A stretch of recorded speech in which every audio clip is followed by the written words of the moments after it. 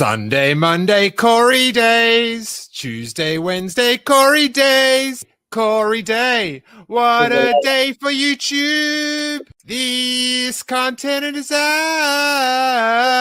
Scoop along with me those Corey days. Hey everyone, welcome to Steele Wars. I am Steele Saunders and I do love Star Wars. And we are joined. It is truly Corey days with Corey Indeed. Van Dyke. Interesting week. Great week. We've already talked a little bit about the Ahsoka trailer, but we're going to delve into it. What does Corey know? I've got some harebrained theories about some of the things going on. Yeah. And we'll talk about San Diego Comic-Con coming up. Yeah, I put something fun in the chat just now. Every year, Steele and I will go over the Star Wars exclusives for Comic-Con at StarWars.com reveals, and they just dropped that article. And there's already some funny little things to talk about in this. Oh, well, the Hasbro one is amazing. Dazzling. Cannot wait. And Good Sizzle will be doing our world famous, infamous post-reveal Hasbro booth tour. Yep.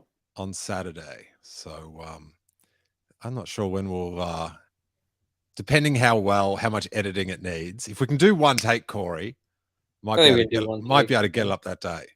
No edits. I forgot to tell you this before the show, Corey. I got a sponsor. Uh-oh.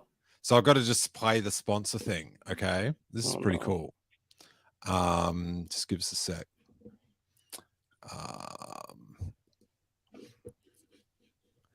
Oh no. Our wise little friend is getting festive. It's the all-new animated holiday Yoda. Enjoy the festivities, you will. Very wise with season's greetings is he. With much Jedi excitement, you'll see. Yoda's motion-activated gestures will captivate all your guests. And his knowing eyes see who's been naughty or nice. Have much fun together, we will. May the holiday spirit be with you and the all-new animated holiday Yoda.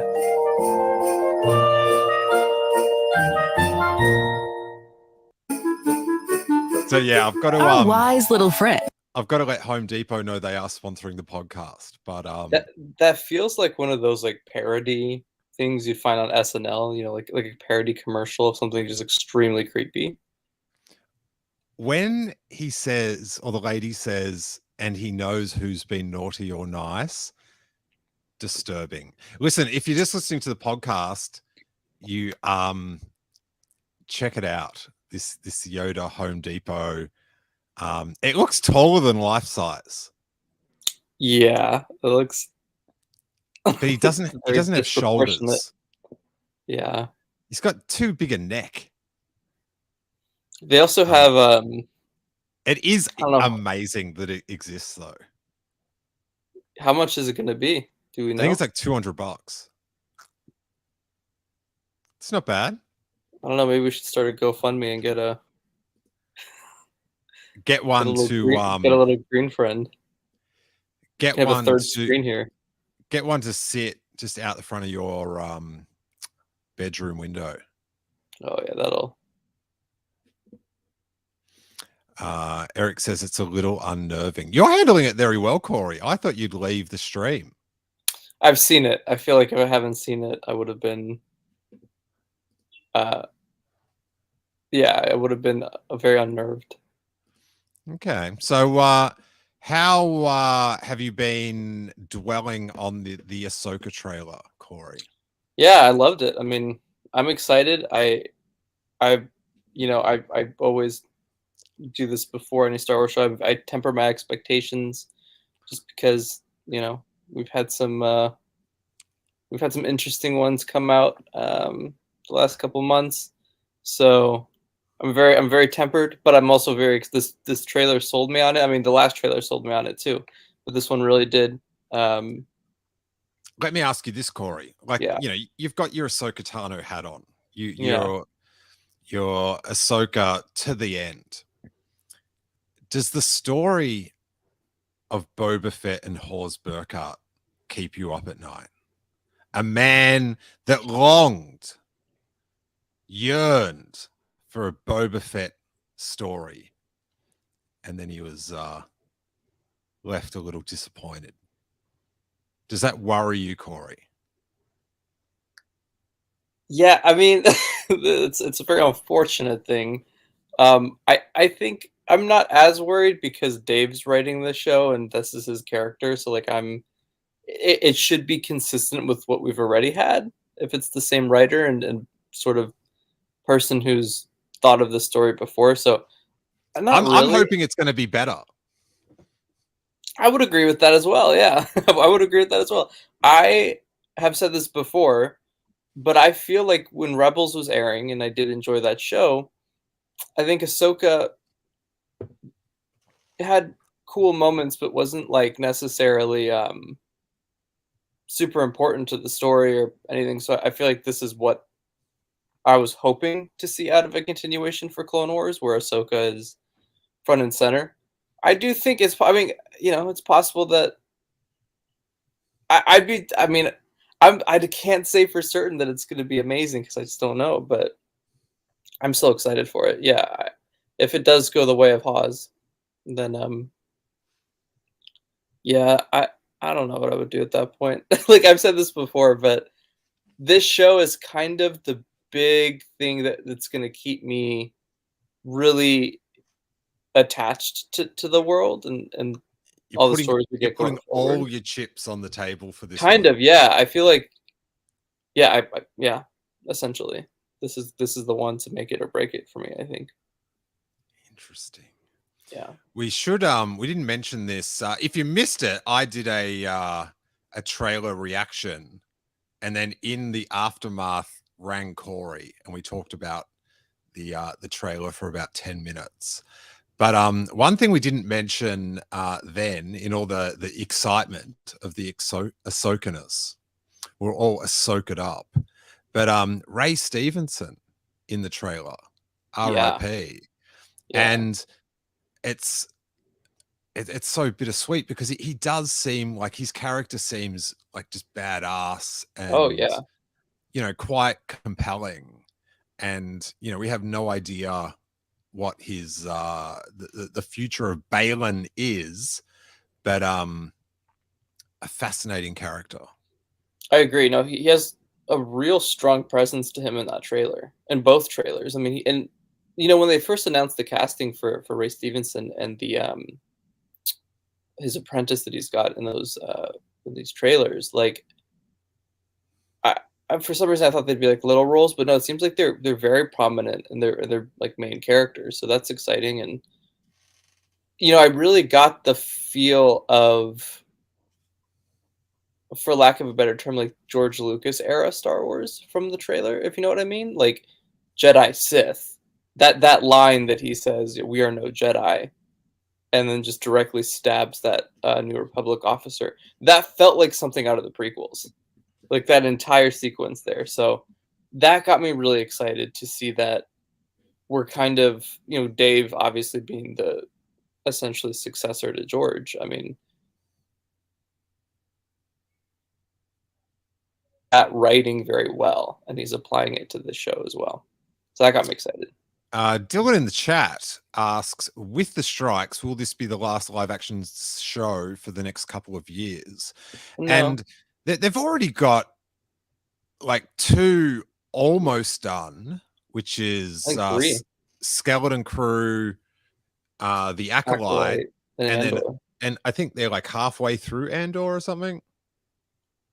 Oh, have they not wrapped Andor yet? No. Oh, okay, I didn't know that. So they've got some time to catch up. They're also, Bob Iger, who's really turned heel in the past week. Yeah. He's lost his sheen. The when he walks around Disneyland, the little animated birdies don't sing around him anymore. They're aiming for him. What a sight. Little cartoon rabbit They're trying to aiming bite him. Yeah. It's awesome. Good going, animated creatures of Disneyland. But you know, they definitely want to mellow out on the Apple TV, on the Disney Plus like shows, and have it more concentrated to the movies, because they definitely, with COVID and stuff, overall of the like a lot of those streamers, they or companies that had streaming, they were like, oh yeah, we're all about streaming now. But then that growth just stopped, especially once people could interact again. Right. And you know, it's a way like smarter business model to make a movie, charge people for it at the cinema, and then in a couple months have it populate your streaming service to like double dip on the same thing. So yeah, I think you know, Bob Iger was saying like about the Marvel shows. It does, like, there is, like, for me, I'm like totally out of the Marvel TV show. Stuff. Yeah, I've heard that from a lot of people as well. Yeah. Yeah. So yeah, R.I.P. Ray Stevenson. That sucks. Yeah, that really. Dylan is just, the wordplay is amazing. Bob Ogre. Take that, Bob. That is a pretty harsh burn there. Do you think you've got problems? Take a look. Corey, you're frozen in delight. Am I? Yeah, oh my God, Rick froze you. he does have that appeal. You're back. All right, let's get this going up there. So we sort of look at I feel like we rate the trailers on a different, for different reasons. Yeah. Like you're more watching it to make sure you're excited for the show. And I watch it more from an overall, are other people going to be excited about the show? Actually, well, I was going to say, yes, while I watch it and I'm like excited about it, I agree with what you're saying. I tend to watch these two thinking about how is the general audience going to react to it. And I'll tell you some more after we're done watching it, because I have some things I would have maybe added if, you know, the mystery box wasn't a thing still. But yeah. Smash the mystery box. Yep. There's it's about as profitable as the multiverse at the moment. Wow. Got him. It was better than Bob Ogre. Can't. All right. Corey's no comment. All right. I have to say, we're starting it off now with this shuttle. Yeah. Just as an old school Kenner fan, just seeing a different sticker on the shuttle engine, like on the Kenner one, it was 2 blue bars, like just the different engine thing. It's just like, ooh, it's very exciting. Any comments on the engines, Corey? No, can't say there are any. Dylan brings up an interesting point that I will reflect on throughout this. I think it will be quite alienating to non-Rebels viewers. And my thing is, just like, if you just show the Rebels in it, the Star Wars Rebels who rebel to rebel, pretty much everyone that watched Rebels is going to watch it. Yeah. Like I feel like you've got them. You had me at Reb. Do you know what I mean? You had me at Cara. Fast. Oh my God.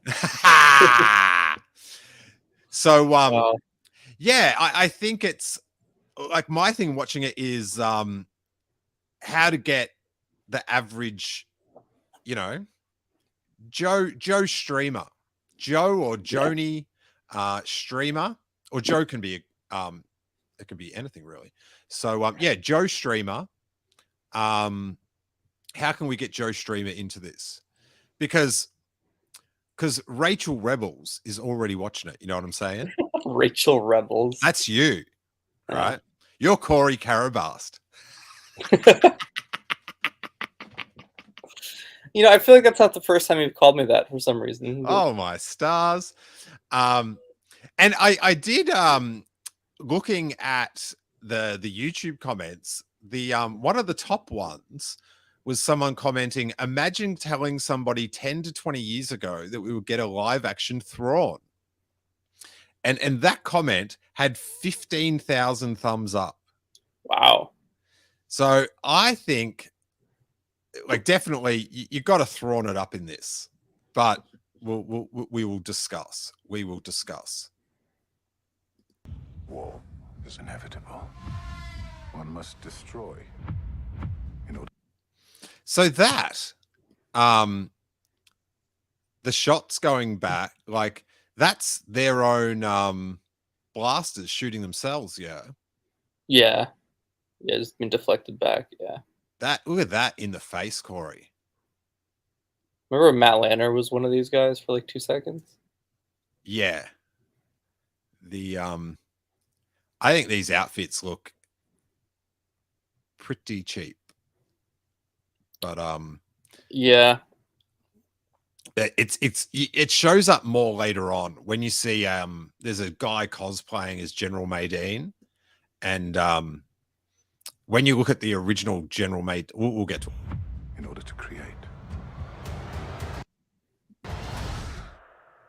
we are no Jedi. That's crazy. That's crazy. That is some sick action. The red Lucasfilm, Corey. That's when you know. That's when you know it's going to get real. Of Thrawn's return as heir to the Empire. Now, where's this dude chilling, you reckon, Corey? Well, it doesn't look like his ship. So. I watched a bunch of like review, you know, Easter egg videos. God, some of those people really yell at the TV. We're here for all the Easter eggs, huh? Oh yeah, you can get intense. But first, buy some vitamins. Or the vape pen. They've got a vape pen that they go, it's good for you. And it's like, interesting. Is it Vapo? But on one of them, it said on the Chiss homeworld, they live underground. And Thrawn's so rich, his family, in his underground one, they've got mountains and a fake sky, which would fit in with that.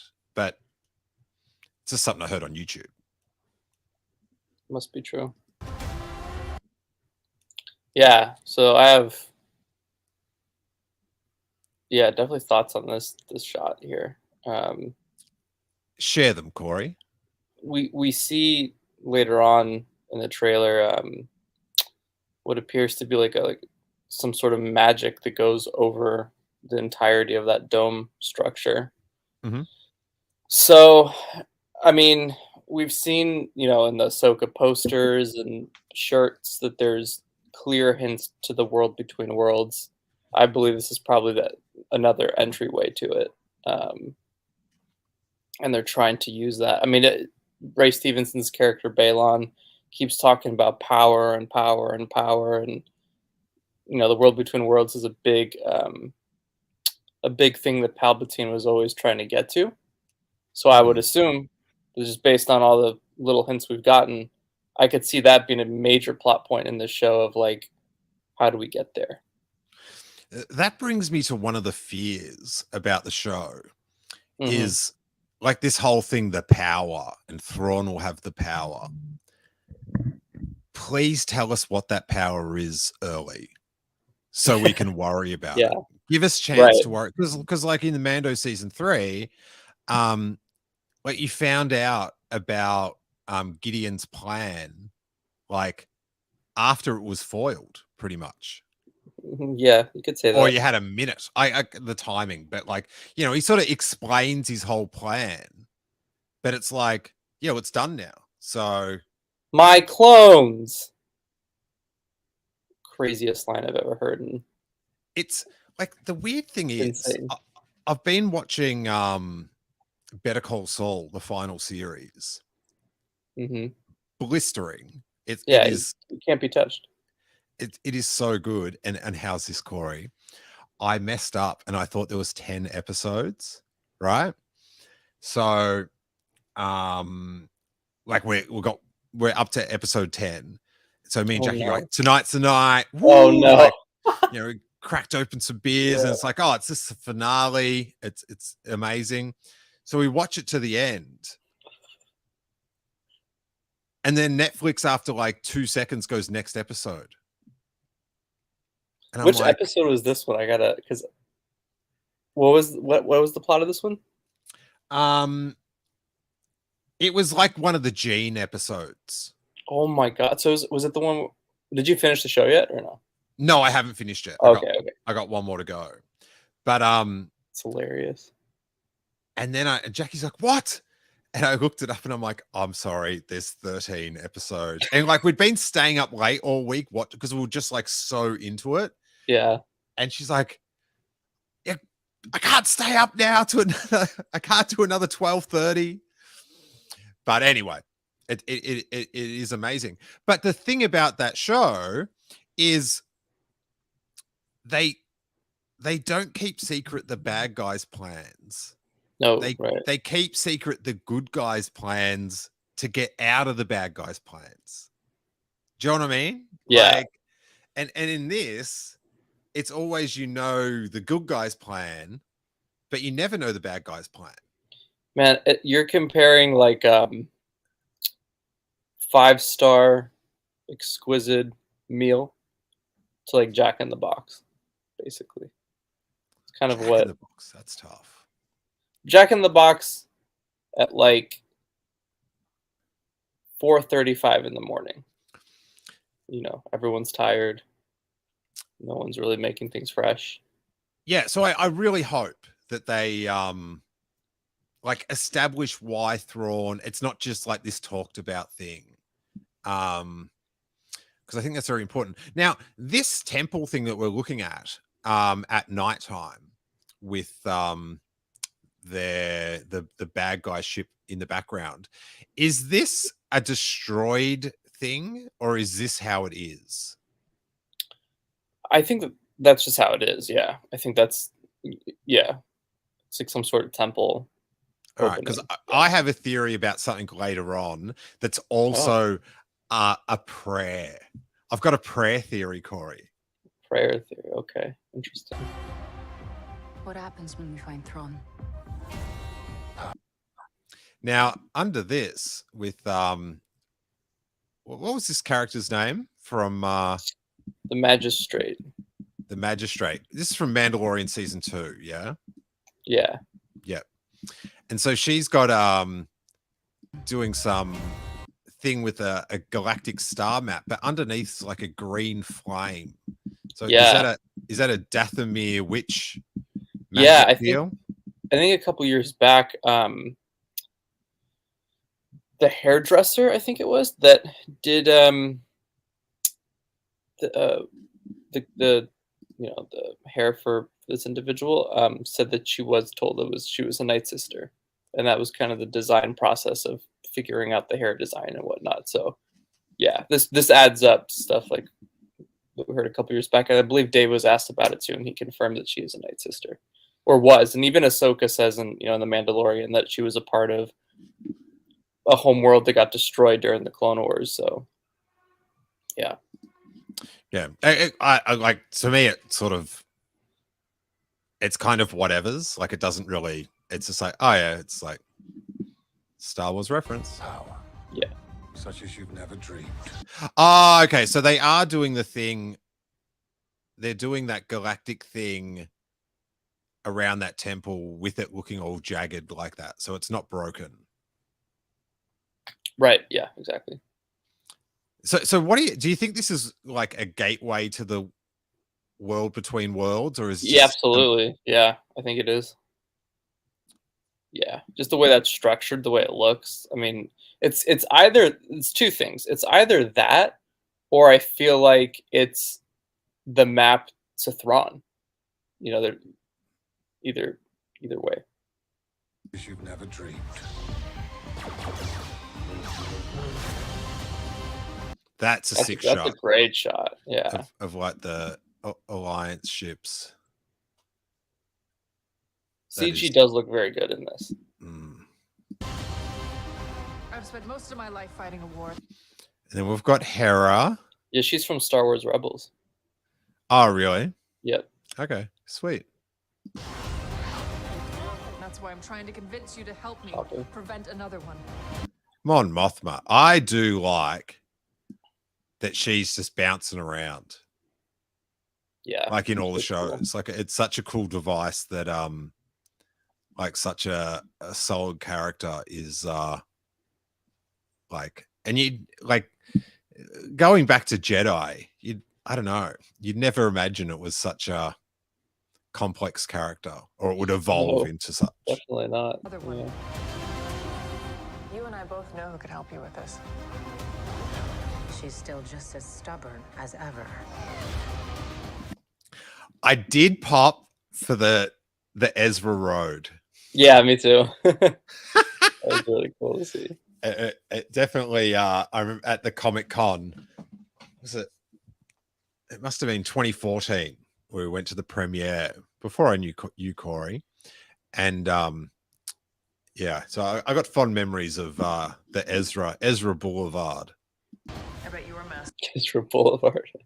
And everyone's saying this is like the Top Gun shot, but Yeah, little Loth cat up there.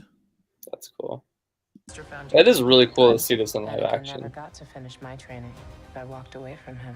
Yeah, so that line there, I think. So one thing about Ahsoka when she was in Mando, I remember thinking, I'm so excited that she's in this, and I can't wait to start seeing the connective tissue that they lay going forward about her referencing things, or about this character really feeling even more so like she's the one that we've gotten before. And this particular line really, to me, sold that, because obviously Ahsoka walking away from Anakin is only an animation, and her saying that line like solidified all of that for me right there. Obviously in Book of Boba, when she talks to Luke, she references Anakin once, but this is so direct. It's such a direct moment to a moment in animation that's where like it's all connected now for me. It's really cool to see, for sure. Now, what do we know about Hayden Christensen and Ahsoka? It's pretty much. Yeah, I don't think we know much. It's just we know he's in it. Yeah, so there's been like she posted on Instagram or something. There was some. Yeah, Hollywood Reporter ran it a couple years back, and then Rosario confirmed it on Instagram. And then at Celebration, Hayden was interviewed, and he was asked about Ahsoka, and he says that he couldn't talk about it, but that he's excited to do more with that character. So, all right, he's definitely in it.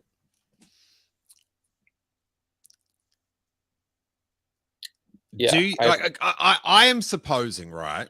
Well, Yeah. actually, I guess he could be in it as a Force ghost, but Yeah. I think that is very dicey territory. I don't know. I think hearing from Anakin Skywalker after he died, it's very complex. And Yeah. I would not, because like he was Darth Vader for all that time. Yeah. And I don't know. I just think it's such a dense thing to go into, like what he'd be like. But anyway, would you assume that Hayden Christensen will be appearing in flashback scenes? Yeah, I think it's going to be both. I think flashbacks make sense because I feel like, especially for general audience members, who might not have seen anything for Clone Wars, like you kind of want people to know where Ahsoka came from, and you can do that through flashbacks. And on top of that, I'm sure we'll get like Revenge of the Sith, maybe flashbacks or something. But I do think we'll get Force Ghost Anakin. I have a feeling, because I do think, at least for me, I would love to see that conversation between him and Ahsoka. But it's all dependent on how it's handled, because it's a tricky one for sure, because you go from this dude who literally was like a mass murderer for 20 plus years, right? And how do you have a conversation about that? Like, how do you write that? But I'd be interested to see what that would be like. Yeah, because I think if you're going to do, like, it'd be odd to do flashbacks and Force Ghost, because they're essentially the same character again. Like it's like, what are the flashbacks? I sort of feel like it's one or the other. Like, what insight do you want with Ahsoka and Anakin, like post or in the moment of when they were together? Well, I would think to have both sort of like it's maybe too much. I think both works even better, only because I knew you'd say that, Corey. Yeah, you first show the general audience what their relationship was like during whatever time period they show, right? If that's the route they're going to take. Okay, and then okay. Let me ask you. I think, right, if you show both, it takes away the tension. Like, if she was experiencing stuff, and then while she was experiencing her modern day Ahsoka adventure, she was reflecting on moments with Anakin that fed into that story.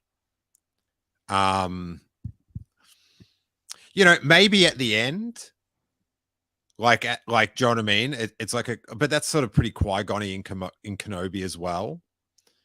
But it does make it easier to have the ghost right at the end, because it's better to leave some things mysterious, I feel like.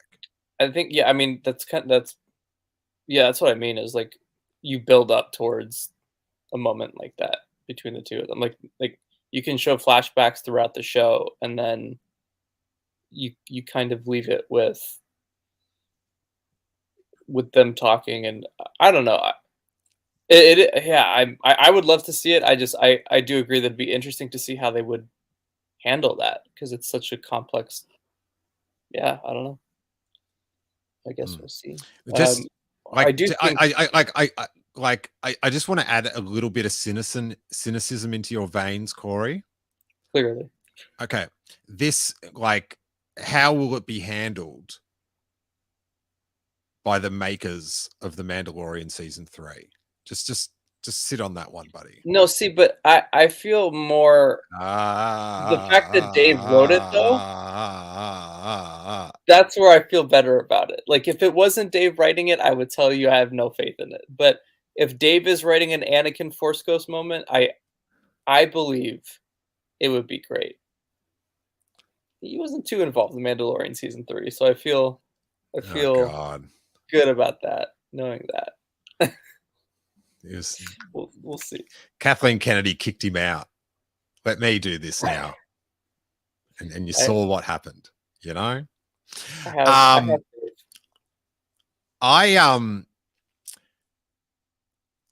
this is my thing. You want to get people to watch the show, right? From the starters. If this footage exists of a flashback in the Clone Wars, when she says how she left Anakin or whatever, show a few frames of the flashback. That's what I was gonna say. And then you have, like, I'm gonna go 1 million more people watch it in the first couple days. I would agree. That's actually whether or not the flashback is in those first 2 episodes. And it's always interesting that they are running 2 episodes on the opening night, which is always of a of interest. But just like, you're not going to get less people watching it. Let's just like, that's the worst case scenario. And this is what I want to get like Star Wars out of. Stop relying on the cameos as your big thing that episode. Make the episode good. Right. So Yeah. don't make that the thing. It's like in the Marvel films, like even if they're average, people come back, oh, I just see the end credits scene. And it's like, yeah, but did you see the 20 minutes before that? What the? Yeah. I think cameos to me have only worked if it services the story. Because that's one thing, like, I'm a huge Cad Bane fan, right? And we've seen it already. Like, we've seen flashback Hayden Christensen. Yeah, exactly. It's well, that's what I'm saying, man. It's like, so you know how a couple weeks ago there was like a rumor came out, and it was from a really good source about how the Captain Rex is showing up in Ahsoka, and it's just a rumor. So who knows if it's? I do trust the source around this. It's from Big Screen Leaks, I think. But like a character like Anakin and Rex, right? Like they're not spoiler character. I mean, they're not. It's not like showing a quick frame of each character, especially Anakin. Like Rex, like, to be honest, Corey, who cares? You know, on the level I'm talking, like, no, for sure. In terms of connecting to the films and all that, yeah. I'm talking about like what's going to get extra people to watch it. Yeah. Do you know what I mean? I think my point to that though is more like those type of characters, right? Like Anakin, especially when you're directly referencing him, and he just came back in Obi-Wan Kenobi. Yeah, I don't know. It's that mystery box, dude. Ever since that mystery box happened with JJ, like it's just been. I feel like this trailer, and maybe they edit them all this way, but I feel like this trailer especially is made to like get big pops at a convention. Yeah. From fans that are like, do you know what I mean? They're cosplaying as Dave Filoni, or do you know what I mean? Like it's like that, like it's Rebels, pretty, like, do you know what I mean? It's so heavily on Rebels, and I definitely think, and we'll, you know, as we go, like they're they're two big cards. One of them they didn't play, and the other one they just went, hey, like, yeah. Away from Sabine. You never made things easy for me.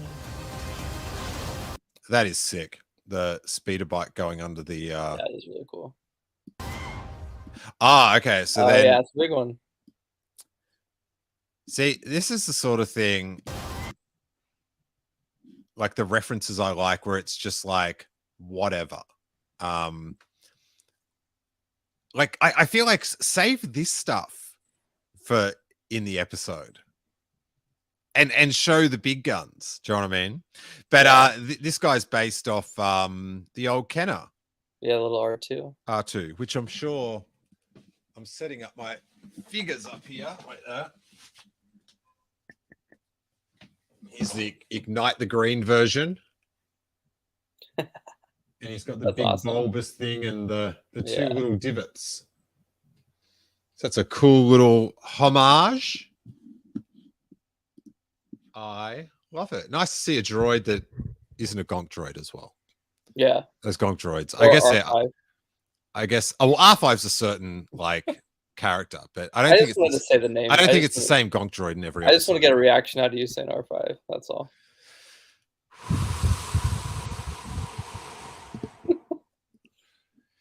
Oh man. That is I'm majorly checked right now. harsh checking. Master. All right. So Sabine references Ahsoka as Master, and there is a couple of shots of her with the lightsaber, and she trained with the Darksaber with Kanan. It is so weird to think that character has had the same lightsaber as like Moff Gideon and the Mandalorian. Yeah. It just seems so odd to me that, like, when you think of like, oh, that Natasha, she, like, if you're like canoning away, she held that same lightsaber. It's quite bizarre. But anyway, what the master thing? What does it mean, Yeah. Corey? I know a lot of people taking this as like Sabine's Force sensitive. I don't think that's sad at all. I think so. Kanan trained Sabine on how to use the Darksaber, but I feel like Darksaber combat is probably different than lightsaber combat. So I would assume that Ahsoka probably started training Sabine to use lightsabers, and maybe there is some element of the Force there that's not what we're used to seeing, but I don't think it is what people think it is. It's interesting though, because with all the rumors of, you know, the much hinted at Force sensitive Finn, like it'd sort of be just like the same storyline. Yeah, that like established character later on. You're like, oh, guess what? Force sensitive. How about that? Right. Because like, wouldn't Kanan sense that in her? I'm not a fan of delayed Force sensitive, and yeah, I also don't believe that that's what Finn was hinting at when they were filming the scenes. Oh no, not at all. Like, not at all. Yeah. I mean, I would love for Finn to be Force sensitive. That's the one time I'm like, I'm cool with it. I just wish they'd done it like from the get-go. Yeah. Like it was sort of like in the story planning, it was like, well, you think it's this one, but then it's this one, but then it's both. Or so, do you know what I mean? Like I felt like that because it was quite a like when you think about it, like if you were like so excited that you know, Finn was in the film, and especially if that you know, he represented, you felt like he represented you, like to like, oh, Jedi, and then it's like, oh, not Jedi. Like yeah, I've spoken to people that were sort of like quite let down by that. Oh yeah, of course. Well, so to me, this moment with her saying master feels like it's kind of like the shock value line of a trailer, right? To where you get people to really talk about something. It's the one of the big things of, oh, whoa, what does that mean? So that's kind of what that more feels like to me than anything. Could be a quick thing in the show, and to us, it's something, you know. And it's interesting because we haven't really gotten that in Star Wars trailers in a while. We haven't gotten anything that really has had a huge punchline of people talking. Well, what does that mean? So it's been a while. Really? Yeah, this kind of feels like, you know, in the sequel trilogy when they would drop like trailers where people would really go like, well, what did that line mean? Or even in Last Jedi when you had that Rey and Kylo stuff. I don't think, have the trailers really done that? I mean, Mandalorian really didn't. I don't feel like Kenobi's trailers were pretty great, but I think they were also, there wasn't like a punchline where people were talking about it. Like, this is a huge change in whatever, you know what I'm saying? Maybe the Grand Inquisitor, but this feels more like, no, okay. I now agree with you. Okay, yeah. Very good. As a Jedi, sometimes you have to make the little Ezra. Now, he's been in a trailer before as a hologram, yeah? Yeah. Yeah. He's not talking. Decision no one else can. He does sound a lot like Ezra. He does. It's crazy. Yeah. He's going to be really good. But I'm counting on you to see this through. Yeah, he's going to be really good. Nice haircut. Now, the haircut thing, like, it's fine in the show, but in the trailer, it's like, if you're a layperson, it's like, oh, this person, I don't know who they are, had a haircut. Better watch. I just feel like it's too rebel, like, it's too rebel fan-y. And I already feel like they've won them over. And there's like that line at the end where it's like, have that, but get rid of the haircut. Have more Thrawn. More Thrawn. Like, I just think having like the element that like in the show she cuts her hair. It's like, what a weird like hype vehicle. You're just looking at me so blankly, Corey. Well, I'm more trying to figure out like what the significance of that really means. Like, because yeah, it is kind of like a weird, like a strange thing to have in a trailer. Yeah, because yeah. I see what you're saying. I agree with what you're saying with like if you're trying to. Well, we'll get to it when we get to Thrawn. Yeah. Like, yeah, it's sort of like, well, she cuts, like now we know she cuts her hair to get back into battle. So it's like you've just had that character development, like all the beats of it in the trailer. Right. So you're sort of spoiling more about the story than having a flashback of That's Anakin. true. That's true, though. So, like, Yeah. No doubt. The other thing about the flashback, like the Ahmed Best flashback, it drives me insane that it had no point to the story. Like it wasn't followed up. It was just like, here's an Easter egg segment for you. Yeah. Like I really hope they get out of that and like make it like more part of the story. It just like, you know, I assume they'll go back to that Ahmed Best character next season, but just having it as like this brief, like that's your thing for the episode that gets people talking, like make it. It just seems like such a cheap trick. It's just like, let's just have our flashback. It's got nothing. It doesn't play into anything. Oh, Grogu heard some banging metal. Like, what's the character development? Yeah, I thought that. Yeah, I feel like when you start something, you should continue doing it and not do it season by season. I agree. Like I love that moment, but I agree. It's like I wanted to see that show. You know, I wanted to see the follow up to that.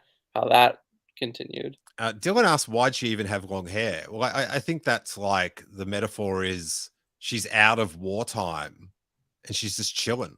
Yeah. And then when it goes, that's like a visual thing, you know, very sort of, I guess, like samurai filmy type. Yes.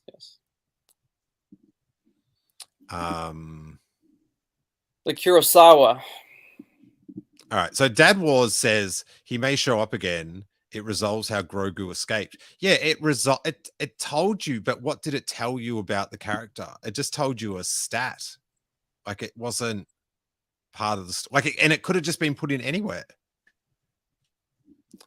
But it was also something I feel like we already knew, because Ahsoka talks about it. Like, well, he escaped orders. Well, the whole thing was like we knew it. Someone like we knew the door opened up, but it was just what Star Wars reference saved him. That was the yeah, if there's follow up to it, then I'll be, you know, satisfied. Yeah, but now in the show.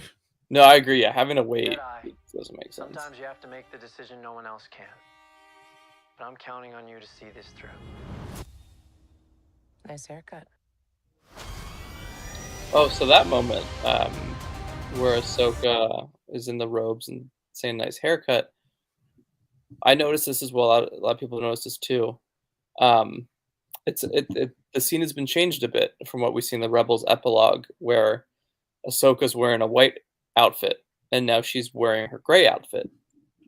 And a lot of people have said, well, why is Dave retconning that? And I think my response to that easily is, well, I don't think Dave particularly really knew where the story was going at the end of Rebels. I think now he does, and wherever that leads is what's going to happen.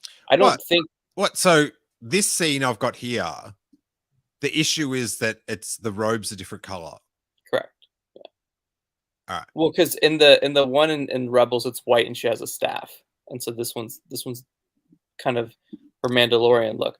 I have no doubt we're going to see that white outfit at some point, but I feel like they're going to build towards that. And if I were to guess, and we're going to stay with this first. I would guess that if it's not in the scene that she wore it in, it's not coming. We'll see. Because why would you change? Like, why would you? That doesn't make any logical sense. That's why Corey's nodding. It doesn't make logical sense. Oh yeah. That's where my non-logical Star Wars is the only logic. It's haircut.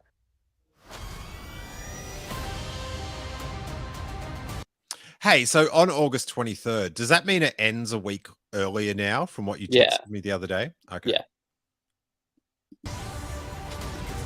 Sometimes You got anything about that little battle? we have looks to do what's cool. right, regardless of our personal feelings. Yeah, that's cool. The space whale. Oh yeah, the Purgle The tentacles. If we don't stop Thrawn, everything. All right. Okay. Yeah.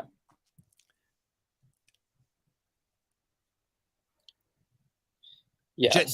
Just based on this, like, he doesn't look good. I would like it. It doesn't. Really? You don't like it? I just don't think it presents it. Well, for one thing, it just looks like an Elon Musk Photoshop. It does. I will agree with that. It's disturbing how much. Yeah. And he's got the voice. It's the voice. It's Lars Mikkelsen from Metallica, the Mikkelsen family. Sorry. So he's got the like, I look at art voice. Have him act and talk. Yeah, because looking at this, it doesn't, like, I don't know, you're sort of like, but it doesn't, like, how much is Thrawn going to be in this? Because I would, if it was me in promotion, and God knows it should be, right? The imagery would be Ahsoka holding a lightsaber, doing that pose with Thrawn, giant head in her shadow. Yeah. Like, and the promotion should be, you've got the two most popular characters developed out of the Star Wars films and TV live action, out of Star Wars live action. Got to cover my bases. The two most popular characters created out of Star Wars live action are in this TV series. Right. Yep. 100%, man. I couldn't agree more. Generations of Star Wars fans can come together. It's the unthinkable team up. Yep. 100%. And like, it's just, she's got a new haircut. Bang. Yeah. As much as I love that character. No, I think you're 100% correct. I think people don't realize the trailers are meant for general audiences. Like, we're sold already. We'll watch it, but trailers should be cut in a way. And that's something that I, like, when they were doing sequel trilogy trailers and like, they made sure to, it's like nowadays, if they were doing the sequel trilogy on Disney Plus, we never would see Han Solo or Chewbacca in a trailer. We'd never see Leia. We'd never see Luke. They'd wait. And then, I agree. It's not. I don't know what you're talking about. I can't even, I'm just going to let that slide. But that's exactly what they're doing now, though. Like, it's like, you're not sure. Yeah. I don't know. But yeah, to me, because it looks so much like a photoshopped Elon Musk, it's like, have him talking. I agree. No, his voice is what makes it. What, you're saving his voice? Like, you save it, like the voice, we know what he sounds like already. We do, but like, it's not show right people. Will be in vain. So that's him. That's it. Thrawn. That's it. Darkness. You have no power. All right, Corey. I've got a crazy theory for you on this one. Okay. It's terrible. Sabine is force sensitive, but that dark force user is saying she has no power because there's Yusamalieri all around where they're fighting, taking away her power. Wow, that is an ultra deep cut. But it would also take away her power as well, so it doesn't make sense. But I think that's like I'm going to read it how I want to read it, but I feel like she's saying that she doesn't have any force powers. Yeah, and it's a diss. Yeah, 100%. Ignite the green though. It is really cool. Anakin spoke highly of you. So they're fighting in this temple. Yeah. When do you reckon this is happening in the series?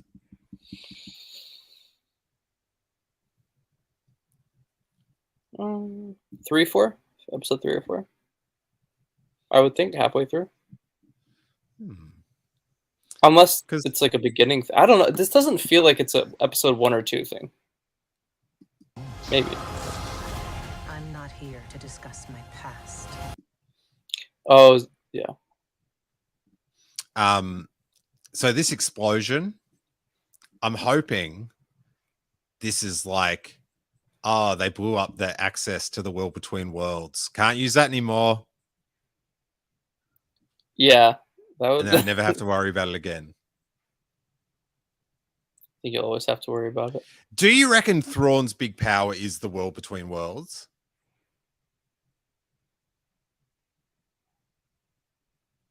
I can see it. Oh, it's such a risky thing. Like, because it's such a dubious like device in Star Wars to make that the storyline of the series, that, or the whole leading up to a movie, that he's going to unlock this thing that a lot of people are really on the fence about, or even people that like it want to keep its use limited. To have that as like the defining thing of the galaxy is like, it just highlights it too much. Yeah, I mean, I just feel like there's too much hinting towards it, man. Like, the imagery for the show is all world between worlds. Like, they're talking about power. Like, I feel like, and I do agree with you though. I am not a huge fan of the world between worlds. I said this when Rebels came out. Everyone got mad at me, and I was like, I don't think it's not. I don't know, man. There's a lot of, you're gonna dabble in some things you shouldn't, and like everyone's like, it's not time travel. Okay.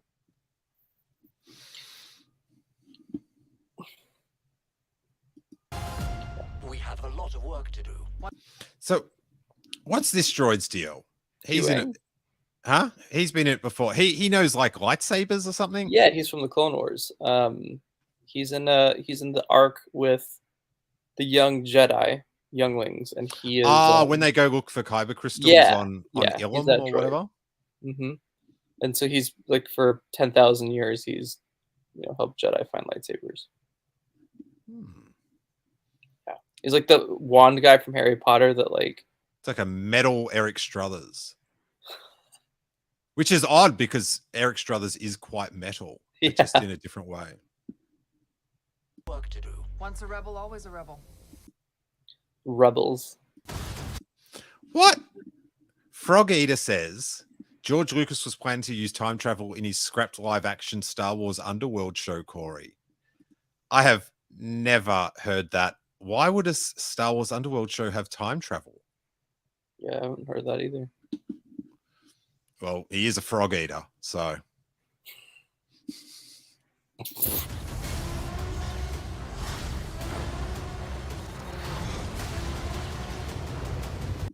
Spinos, Corey.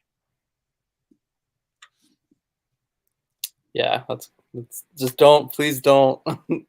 Let's not fly. I think it's cool because we know that they do that, but as long as it doesn't fly, we're good.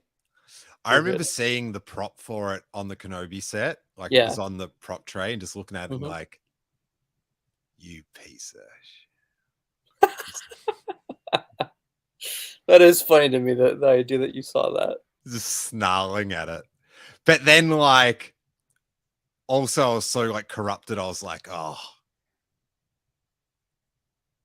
It's the rotating best thing lights. ever. Yeah, it's from the cartoon. I remember that. Star Wars reference. Let's go. Look at Ahsoka looking back at him like, this is so whack. I also love all the stances they give Ahsoka are directly stances Anakin would use. And that's very cool. Like, this is an Attack of the Clones Anakin stance. Okay.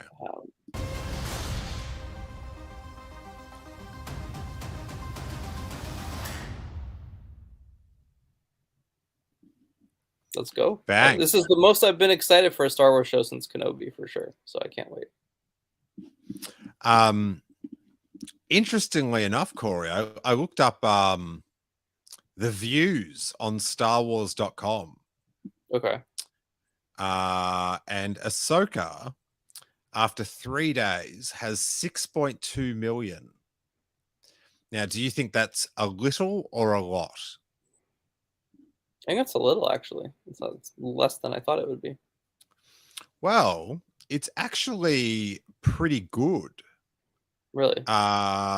Comparatively, because if I'm looking at Mandalorian season 3 official trailer and season 3 teaser trailer, this is all on the Star Wars. You know, they post them all over the place, but I feel like the Star Wars or the Star Wars YouTube viewage, it's a good ratings or interest. Because even if someone watches it 5 times, that's their interest. So, but anyway, season 3 official trailer of Mando was 7.8 million. Really? Yeah. So that's pretty good. Oh, wow. I didn't realize like, that. Yeah. You know, that's like 5 months. Yeah. Obviously, you get the bulk of your viewers in the first few days. But, yeah, you know, you'd have to imagine it's going to, you know, in the next month, like get another 1 million views. And then the season 3 trailer, which was 10 months ago, was 7.3 million views. So the full trailer actually got a few more views. But then I got a little bit interested in this. How many views do you think the Andor official trailer got? The Andor official, probably 10 million, huh? 10 million exactly. Well, not exactly, but that's what it says on that's what it rounds it up to. And then Book of Boba Fett was 11 million. 11 million. Kenobi's 12. But then interestingly, Mandalorian season 2, both, there was 2 trailers like a month apart. And one got 16 million and one got 17 million. And then the original trailer, Before We Knew of Grogu, got 26 million. So you also have to, you know, as far as interests go, like when something's brand new, you watch it more. Like, do you know what I mean? Like season 1. You like, yeah, you probably frame everything a lot more to suss out all the little ins and outs. The first Ahsoka teaser trailer got 15 million. It's pretty good. Oh, did it? Wait there. Mm-hmm. I can't trust Frog Eater. No, I see it on Star Wars' YouTube channel. Oh, okay. Oh, yes, 15 million. Sorry, Frog Eater. Oh my God, have you seen that Willy Wonka trailer? I've seen pictures from it. That's kind of all I needed to see. I have not seen anything beyond that. I'm pretty interested to check it out. Yeah?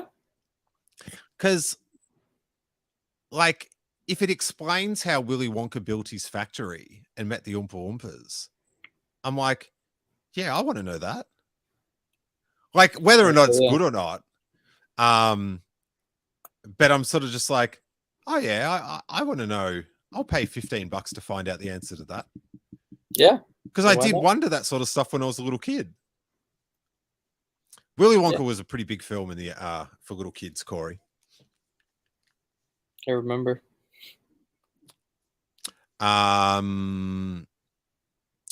So yeah, that's trailer talk, I guess. All right. And so it looks like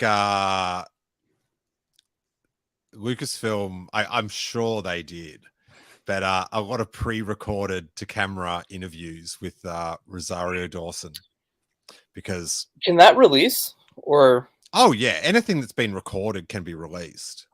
Okay. This is in due to the actors strike. But yeah, she can't go to the premiere or anything. Right. I feel like, well, so it's interesting, right? Because this is a mass Hollywood shutdown, and I'm trying to figure out, like, how long can Hollywood go, you know, like with this? Because I had heard that how much they lose a day is around like 30 million. And that was just with the writer's strike. So when you put SAG on top of that, like it's crazy to me that they haven't negotiated better terms with SAG or the WGA. But so I do wonder if this is actually going to cross over into August when Ahsoka comes out, because at that point, yeah, there's going to be no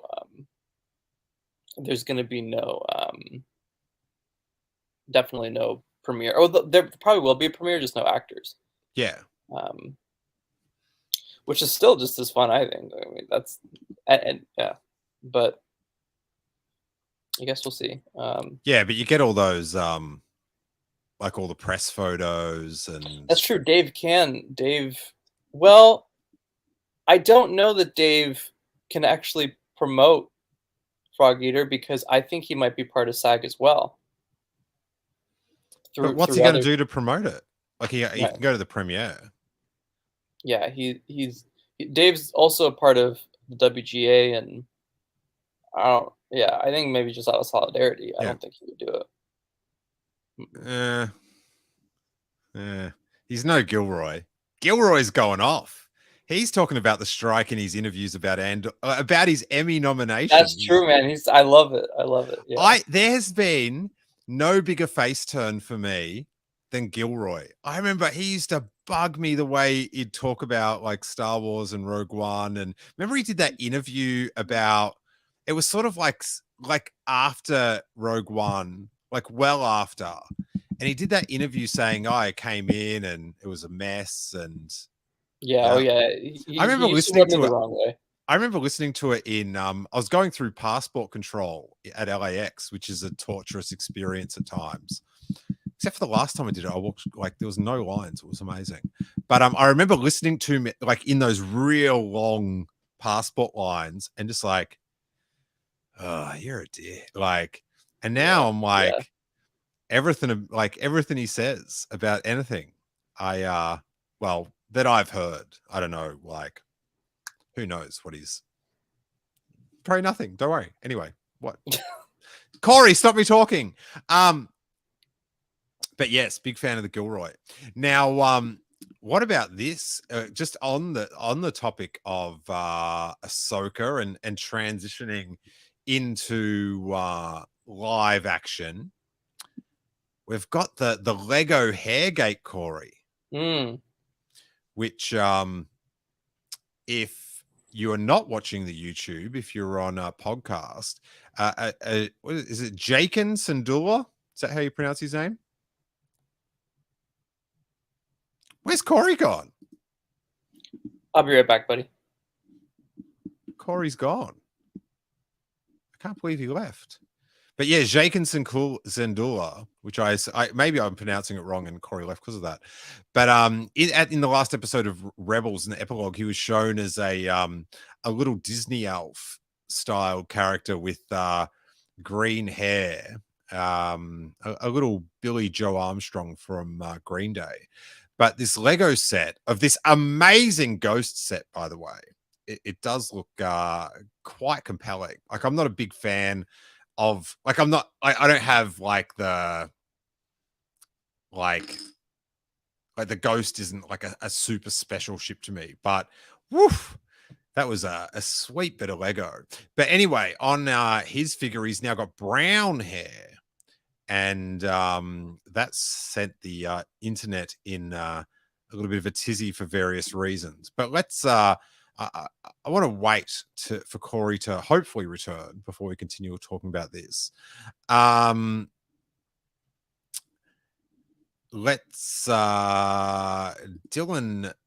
Dagnall says, I hope Zeb shows up in Wonka. Okay, I'm not sure about that. Is going to happen. Oh, it's just pronounced Jason, Dylan says. Okay, sorry. The fancy spelling.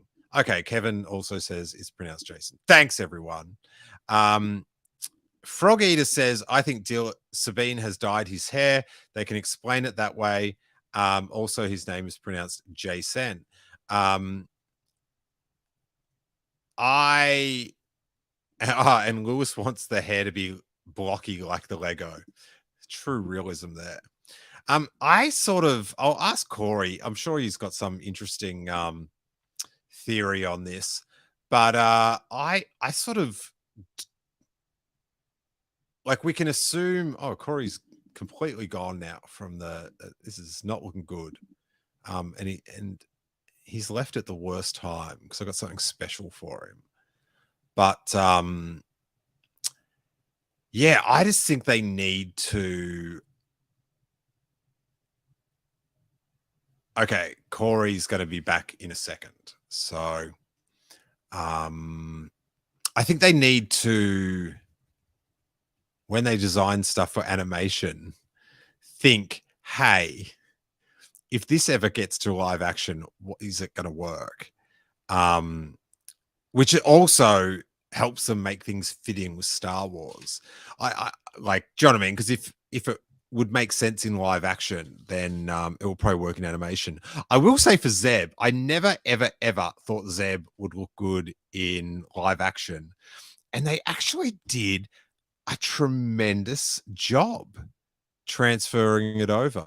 So, all right. So I think we'll hold up on the talk on this Lego thing for Corey to come back. You'll find out why in a second, but let's get this off the screen from Frog Eater. Oh, Dylan suggests that Corey's gone to dye his hair in green in Unity, which I love. What a great idea that is. What do you, if you've got any little questions to pop up and stuff, chuck that through to help me vamp any random things. What else are we going to talk about today? Oh, the Emmy nominations. I guess we can talk about that with Corey gone. It was a shame that none of the Andor actors or supporting actors got a nomination, but very hard this year with Succession wrapping up. And like that, like the, oh, Corey is back. You're good, Corey? Yeah. I was just talking about the Emmys and, you know, like that, like it was a bummer that some of the actors didn't get nominations, but I was saying in the final season of Succession, who sort of swallowed up a lot of those actors' nominations, like they don't just have one episode to do a sweet monologue, right? Like is this for Skarsgård? Like Lutheran got to. They're doing it like every episode, and it's sort of like, yeah, but they're getting the opportunity to do it every episode, but nevertheless, they are doing it like every episode of Succession. You're just like that finale season. It was like, oh my God, everyone is killing it. Any Aussies nominated? Sarah Snook is nominated for Succession. She's Australian. You wouldn't know from Succession. But Corey, it was thrilling to learn that Obi-Wan Kenobi costumes got nominated for an Emmy. Yeah. And I don't know about you, Corey, but I did contribute a little bit. Yeah, I saw that. That was super exciting. To the costume. Well, I was featured on the frame with Luke walking into that parts thing, like actually in the celebration JPEG. But when I was in costuming, I did offer thoughts and feelings about my accessories. So I feel like in some way I am part of the costuming team that came together and we all did our part. One of my big things in the costuming was don't cover the face. Yeah. That at one point they was trying like that over, and I was like, how about we don't cover the face? Because I've got this beard that's super Tatooine-y. And that's when he said, no, I've got this beard that's, and he goes, do you know what this is for? And I'm like, damn right, I know what this is for. Because I was very adamant about, Dylan, that is true. I'm in 2 Emmy nominated shows this year, Succession and Obi-Wan Kenobi. How about that, Corey? That means you're what do they call people who have multiple Emmys? There's like a word for it. A celebrated actor. Oh, nice. You're a celebrated actor. Celebrated background actor now. It sounds very impressive on paper, but upon any investigation, it's like, oh, okay. You were, yeah. Anyway, so what did you think about this? The whole thing we were talking about before you left, the Hairgate. Oh yes, far superior the one on the left. Sorry. I love like the green hair man. I remember when I was at the premiere for the Rebels series finale, right? And the minute that he like popped up on the big screen, the minute I saw the green hair, I just let out this chuckle. I think I was the only one in the theater that did it. It wasn't like, oh my gosh. It wasn't even like a bad chuckle, like, oh, this is terrible. It's just like, what? Look at that green hair. Yeah, I'm glad they have green hair. If you're not watching the YouTube, I've done some amazing Photoshop work here where I am the brown-haired Jason Sandula and Corey is the green-haired. And as I was saying when you were gone, Corey, it's like when you design stuff for the cartoon, you have to think, what would this look like in live action? Whether or not, because that also makes it seem, because this does not seem Star Warsy at all.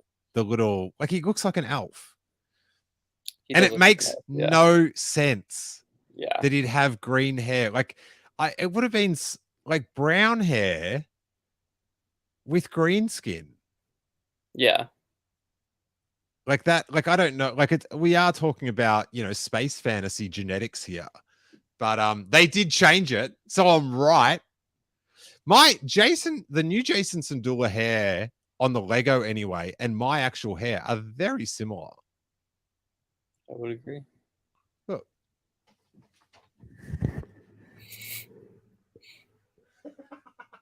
Yeah, you could be young Jason Solo. Not Solo. Huh? Huh? Go closer to the camera.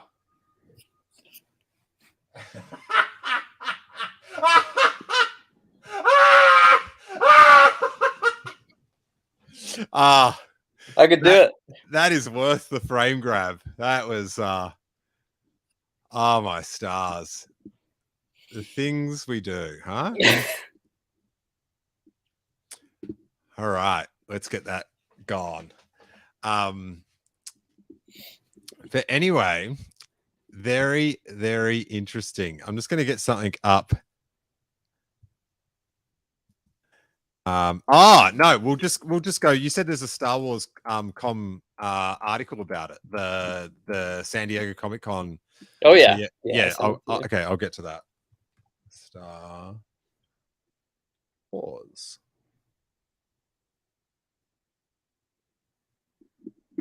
Star Wars, the official site. Ahsoka. Lots of Ahsoka. Okay, shop the Galaxy's finest Star Wars exclusives at SDCC 2023. Present. Share screen.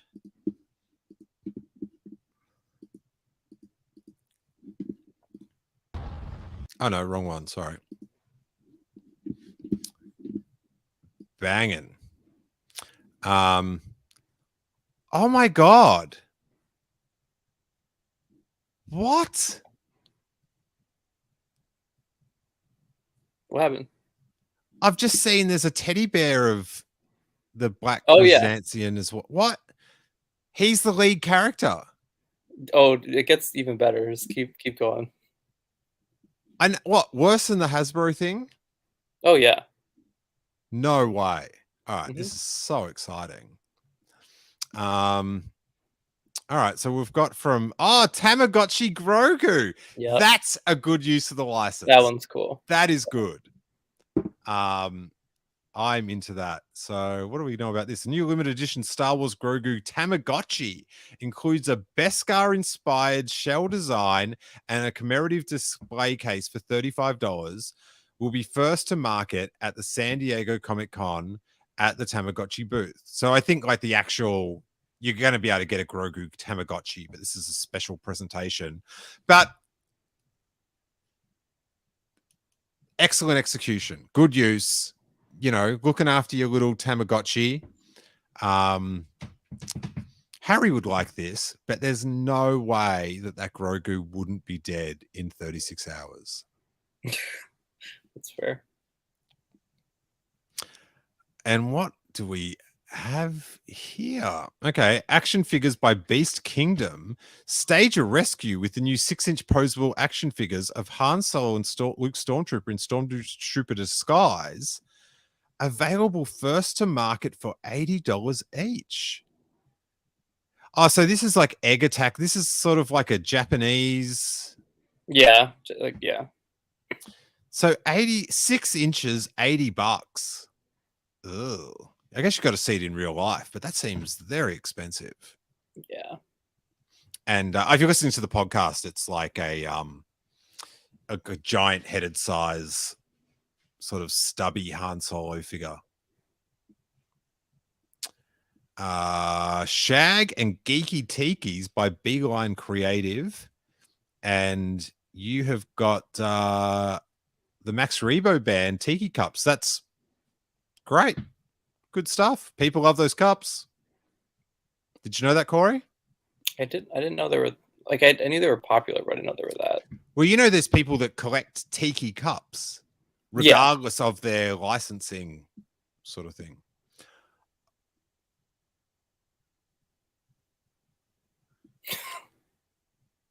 That's interesting.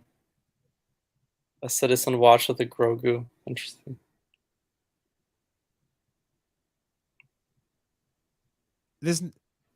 We've got to do a sales watch on this, a sales watch of the watch to see if this sells out at all. I would be shocked.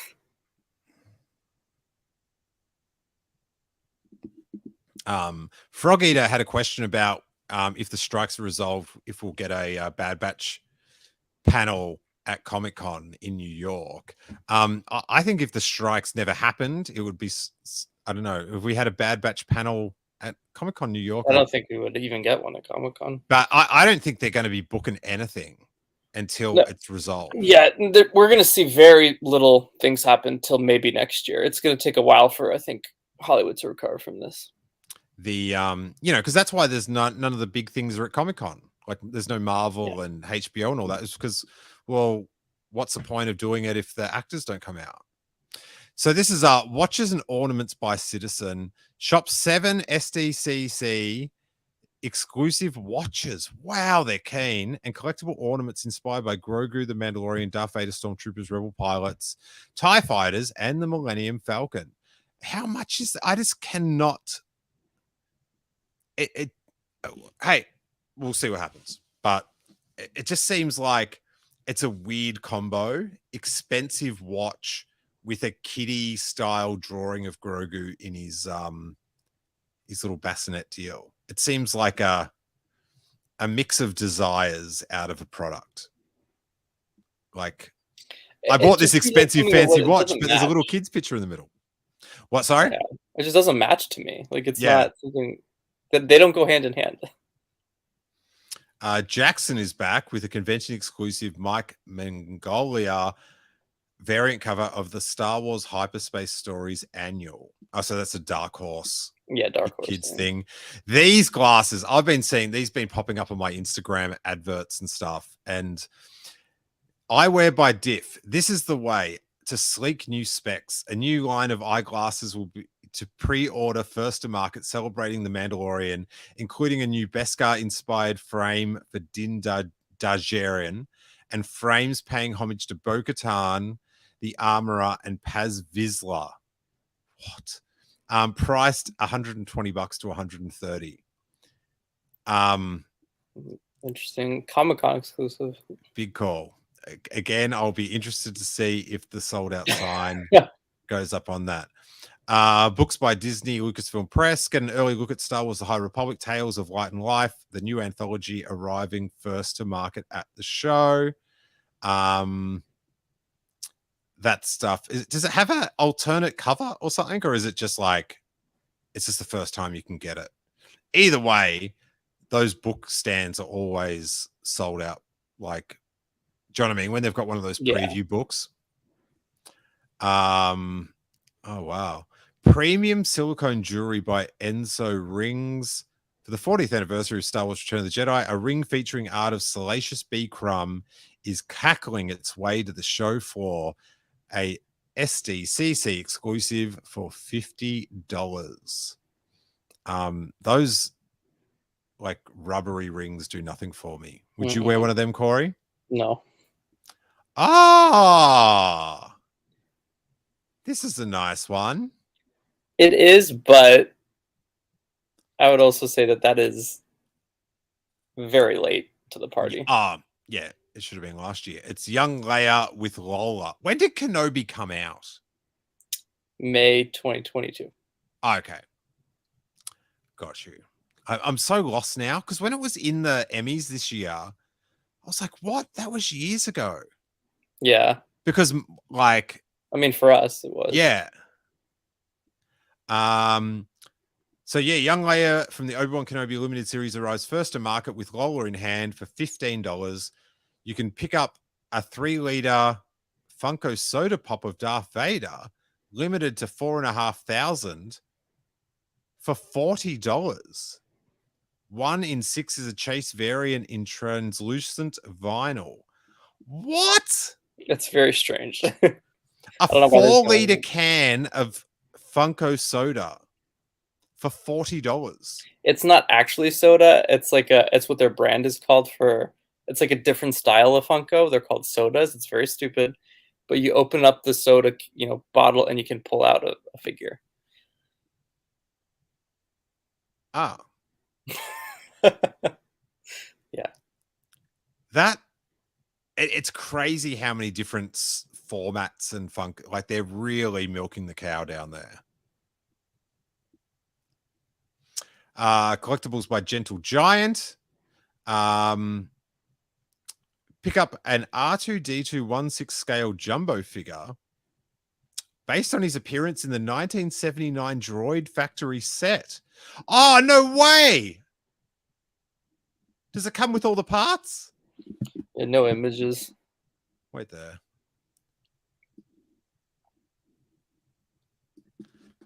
Because the Droid Factory set was this bizarre play set, and R2-D2 came with all these parts. Like, it was like a play set that it maybe wasn't made for Star Wars.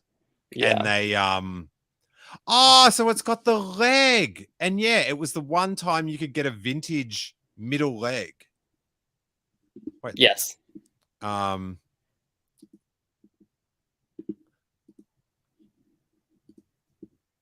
So this is super random, an item, but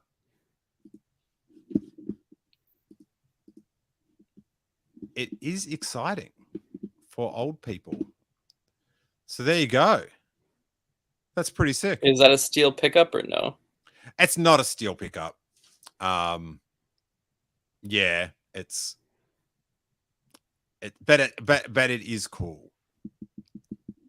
Yeah. I want to get it. I actually want to get the vintage droid factory thing with the leg. That'd be sick. All right, let's get back. All right, well, that's cool. I find that a good use of the license. Give me a sec. And then their sort of half scale. Oh no, their 1/6 scale mini bust is of Pre Vizsla. So this is from the Clone Wars cartoon. Yeah. Because it's Paz Vizsla in the right that just got like he was like the really bad dad that gets killed at the end, yeah? Yeah. Okay. He's the one that fights Maul in the Clone Wars. Holiday Decor by Hallmark Keepsake Ornaments. Knights of the Old Republic. And Cranston, the Book of Boba Fett. Why is it? I know. He's everywhere this year. You would think he's like showing up in Ahsoka or something, but I don't think that's the case. So there's going to be a Black Cranston. Is that how you say it? Cranston? Chrysanthemum, sorry. Yeah. So there's going to be an ornament. So that's one thing that he's going to be. Then he's also going to be a 3 3/4 inch. $40? I thought it was a Black Series. I did too. $40 for because it was in that box. It comes in a cool sort of vintage style box, but $40. Ahsoka comes out next month, and you're focusing on a cool character from like 3 TV shows ago. Yeah, it's Lucasfilm. I bet Hasbro's hands are so tied with this. Huh? I bet Hasbro's hands are so tied with this. Well, I've got to, once I sift through the footage, I asked them at the panel at Anaheim about when are we going to get back to the excitement of being able to buy figures before the media comes out. It's part of the Star Wars fan experience. And they all deferred to the Lucasfilm person there. And he's just dribbled on about, we've just got such a galaxy of characters and we do our best to fit them all in. And I went, okay, so, and I replied back, so no time soon is what you're saying? Yeah, basically. This was where? This was Celebration? Yeah. And then we got Corey's, Corey once stalked this poor lady. Ashley Eckstein in a Ahsoka Tano hoodie of sorts, which is not for me, but judging by your hat, you would rock this hoodie, Corey. I don't know if I'd go that far. Heroes and Villains, just some patched up stuff. This is interesting. Micro Galaxy by Jazzwares. What is this? Like, what is the Micro Galaxy Squadron? It's like the little small ships you see in stores. Ah, so that's part of this. I thought that was made by Hasbro or something. Okay, so they're doing concept colors. So it's sort of like a grayscale version of the X-Wing, the A-Wing, and the TIE Interceptor to sort of indicate a storyboard. This is like the Corey, the prototype Hasbro figures. This is the same thing. Let's just make it in the bad colors. think this is cool. Like if you're into that series, to having the three ships in the grey, that could look cool to present. Oh yes, BK back in the house, lounge fly. You can get a backpack or a purse of black chrysanthemum. I'm never going to get that wrong, right? But Lucasfilm licensing are mental. Like Ahsoka. Like, yeah. I used to love during the sequel trilogy when Hasbro would release like that special edition early release figure, and it like really felt like they were building towards the hype of the movies. Yeah, the fact that like I've collected them all. Yeah, they're great. That's the Black Series I've collected. Yeah, First Order Trooper for Force Awakens. 6 months out. Next year, Luke and Rey. Oh no, actually, next year was Jyn Erso, Luke and Rey, and then the Sith Trooper thing, which not the greatest character in the world, but it was cool. Like at the time, and this is what they have to learn: is the best marketing is people's imagination. So you put out these characters before they've seen the movie, and it's like put them out like a year later after the character's dead.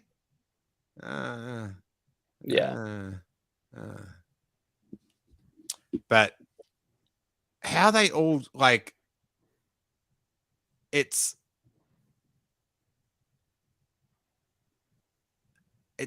how like you could just do I thought they should have done whoever that girl like Force user is.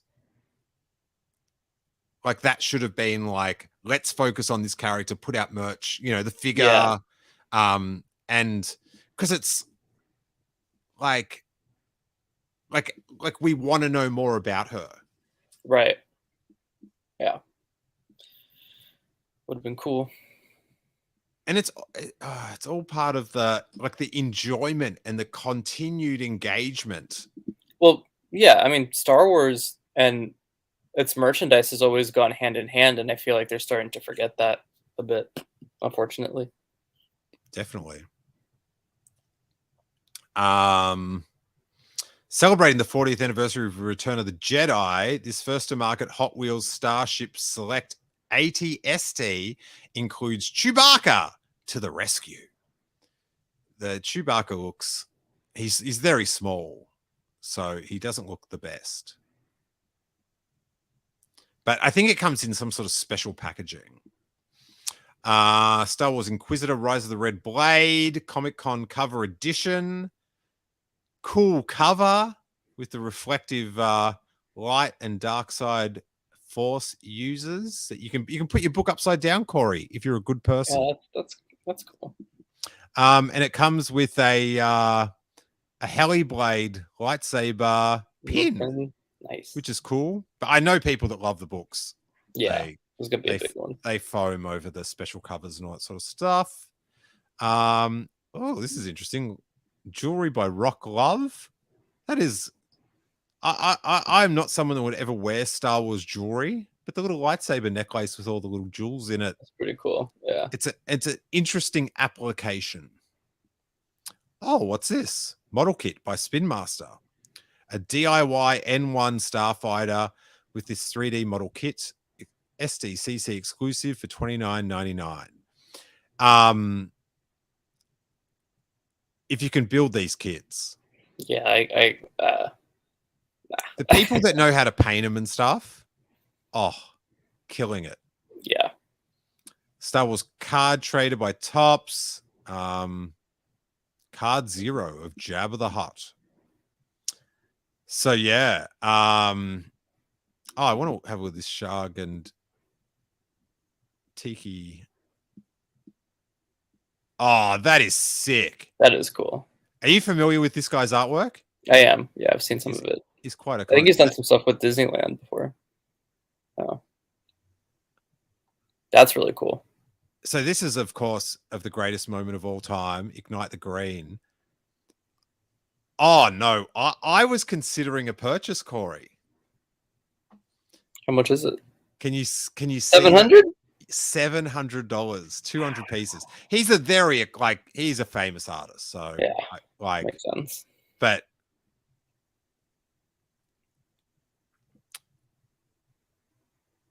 it is very good. I very much love it. But I've got lots of cool things on my wall. I got signed Toro Calican merchandise over here. All right. I had a little interview. There's that. Did we talk about everything that was on my little thing at the start of the show, Corey? I don't think we have. Oh, it's the wrong one. Sorry. No, we've done them all. I talked about the Emmys before. We did, yeah. Oh yeah, if you want some more stuff, there's a new Star Wars You by podcast up in audio and podcast on all the feeds. Hors Burkhardt and I, our buddy, going through the Star Wars history of 1987. Star Tours opened, Corey. George Lucas was there. The Simpsons came out. There's a whole lot of stuff going on. Oh, I just messed that up with the border. Anything else we're going to cover, Corey? I don't think so. I think we're just we'll do our Comic-Con coverage next week. What is the game that there's a panel for? Oh, for Outlaws? Yeah, the one that the trailer that came out a couple weeks ago. Yeah, it's for that. So what is that game? How do you play that game? I don't think we really know yet. No, but what format is it? Oh, it's like PS5 and like Xbox. Oh, okay, got you. Yeah. Okay, so that's pretty yeah, it'll be fun. Yeah, okay. All right, wait, there's a comment. Frog Eater says, I'm glad Ahsoka's going to end 2 days before Loki season 2 hits Disney Plus. Oh yeah. Oh wow. Why I guess they fix it's not going to overlap, but yeah. Why do they I'm very anti media company CEO at the moment, but they just seem to make when they make dumb decisions, and at the time you're like, yeah, I don't think that's a good idea. I don't think you should bring out that film 5 months later, and then afterwards it's like, oh, we shouldn't have brought them out 5 months apart. It's like, dude, I'm doing this stuff for free. Yeah. And you're getting 60 million. Come on, mate. Anything else before we go, Corey? I think that's it. All right. Well, I guess this episode's gone on long enough. So, Corey, lay us down on the plugs, buddy. Yeah, you can just follow me at @Corey_Wolfpack and at the Convor Call on YouTube. Excellent.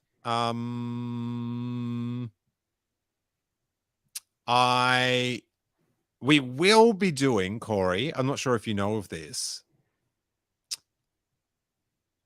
but we will be doing a Comic-Con Hasbro live report.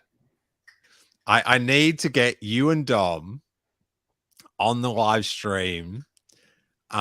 You wanted to do it during the stream, which I thought might not go down well with other people in attendance that we were talking, but I need to know the highs and lows, because I'm gonna record that panel too because the emotion in the room. I wonder if someone will live stream it and then I could do comment, I could watch it. Well, that's what I was saying I could do, is I don't have to live stream it. Yeah. So you just mute my microphone on yours, and I could go to town. Oh yeah.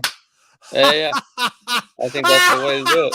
That's gonna be great content. When is that? Friday, 3:00 or something? Friday, yeah.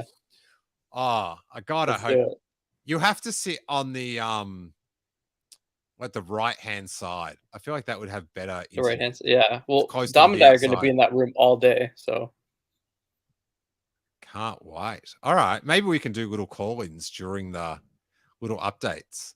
do it. Because I can't get down there till oh, actually I'm not going to be. I'm going to be at the X Games. Oh, Probably. right. Damn it. Interesting. We'll see how we go. But there's a chance that might fall through, but hopefully not.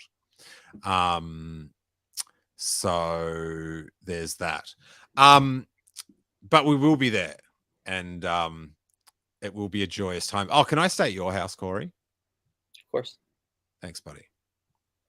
All right. Hit like and subscribe, all that good stuff. Retweet. Write a 5-star review on iTunes if you wish. You can become a patron and unlock all the episodes. There's like 900 for like $3 a month. So check that out. And Corey, may that force be with you. Sunday, Monday, Corey days. Tuesday, Wednesday, Corey days. Corey Day. What a day for YouTube. This content is ours. Scoop along with me those Corey days. It's the all-new animated holiday Yoda. Enjoy the festivities. Oh my God. Very wise with season's greetings is he. That's messed Much up. Jedi excitement you'll see.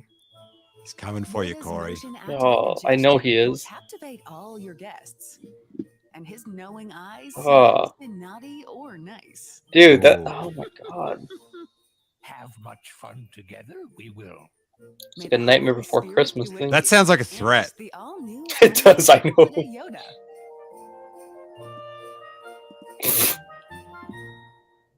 Sweet dreams, Corey.